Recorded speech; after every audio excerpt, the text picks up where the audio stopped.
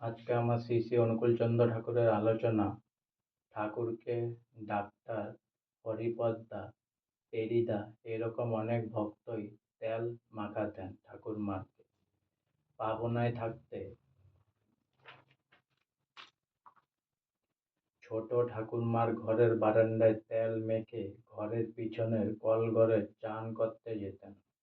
ওই কলঘরে কলের কাছাকাছি পদ্মার দিকে মুখ করে একটা বড় চৌবাচ্চা ছিল, তাতে জল ভরা হতো। এখানে চান করতেন। উৎসবের সময় ভক্তরা জলে সুগন্ধ ফুল দিয়ে দিত। অনেক কীর্তন, শঙ্খধ্বনি, উলুধ্বনি, বাজনা দিয়ে চান উৎসব শেষ হতো। এরপর কাপড় ছেড়ে মাথা আঁচড়ে ভোগে যেতেন ঠাকুরমার কাছে, যখন যেখানে ব্যবস্থা করতে বলতেন সেখানে।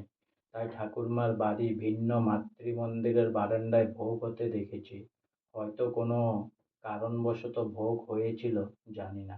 আজকে আমার শ্রী শ্রী অনুকূলচন্দ্র ঠাকুরের আলোচনা এখানেই সমাপ্ত হলো। তাই অনেক অনেক সাবস্ক্রাইব করুন, অনেক অনেক লাইক করুন, আর সঙ্গে বলুন জয় গুরু।